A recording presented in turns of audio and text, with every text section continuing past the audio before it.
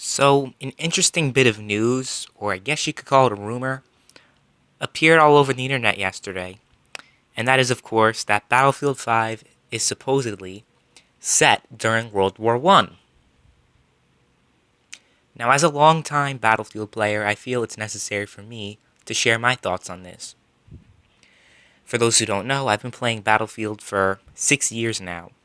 So, I actually have been playing Battlefield pretty much as long as I've been playing Call of Duty, because the first time I played Call of Duty was back in 2009 when Modern Warfare 2 came out, and my first time playing Bad Company 2, or my first time playing Battlefield, rather, was when Bad Company 2 came out. So, yeah, I've been a long time Battlefield player. I've seen the best and the worst of the series. And I'm going to tell you what I think about this. So, I don't think I've ever said this in a video before, but I've always, always wanted somebody to make a World War I shooter. I believe I said this during my Valiant Hearts review, which, needless to say, didn't get a lot of positive feedback. But regardless, I think this might be a good idea in EA's part, or DICE's part, or whoever makes the decision on where the game is set. And I'm going to talk about why.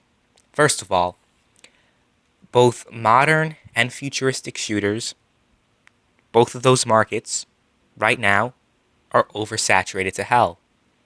Call of Duty, futuristic shooters up the ass. If Battlefield 5 is futuristic, I don't think it'll be good for them. I think a lot of people will complain. So there's that. In terms of modern games, I mean, Battlefield has had a lot, pretty much every Battlefield game since Battlefield 3 has been modern. I think fans are looking for a new Battlefield experience because they already seen the modern gameplay in Battlefield 3, and they saw the modern gameplay in Battlefield 4 as well. So, I actually think it's a good move to do that with Battlefield 5. Because for the past 5 years, us Battlefield fans have just been fighting the Russians, the Chinese, or the Americans, or whoever the hell. So I think it might be a nice change of pace to go back in time to the World War I setting. Now, I do acknowledge there are going to be some problems with this. Namely, the fact that a lot of the casual Battlefield fans aren't going to like this. And this is because in World War I, there aren't as much flashy, vehicles and aircrafts and stuff that there are in modern times. Because in Battlefield 4, you have all these jets and all of these tanks and all of these ATVs and all these different vehicles. So in terms of vehicles, it's definitely going to there's definitely going to be a lot less of those, if the rumors are true that the game will be set during World War I. Because you do have to take this with a grain of salt. A lot of rumors are spread, and they turn out to be bullshit. Apparently, some retailer leaked that Battlefield 5 will be set in World War I. I believe this was like some game retailer from Germany. So, like I said, you could take it with a grain of salt. I remember back in the day, this was, I'd say around 2011, Blockbuster, back when they actually existed and when they were a video game retailer, and they actually sold video games, they leaked, supposedly, that GTA 5 would come out in mid to late 2012, but it didn't come out until 2013. So, I take it with a grain of salt, to be honest. I don't know if it's actually true, but I'm saying if it was true, these are my thoughts, right? And, like I said, it could be a hit or miss, actually, if I think about it. Me, personally, I would have a lot of fun with it, because we've had too many shooters that are set in modern and futuristic settings right now. During the last generation, it was too many World War II shooters. Now it's too many modern / futuristic shooters, especially futuristic shooters. So I don't know what they're actually going to do, but if they're doing this, it might be a good move for them.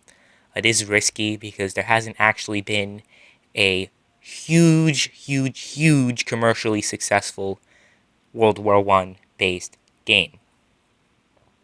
So that's why developers and publishers tend to shy away from those kind of games because they're not really an established uh, subgenre of gaming.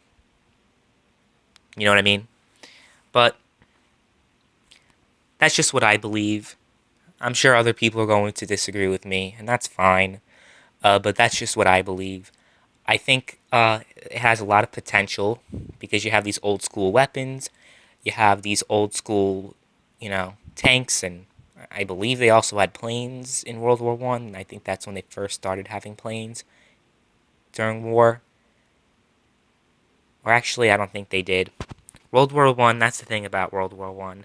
World War One, they just started introducing these new vehicles. I know they had the tanks. They definitely did.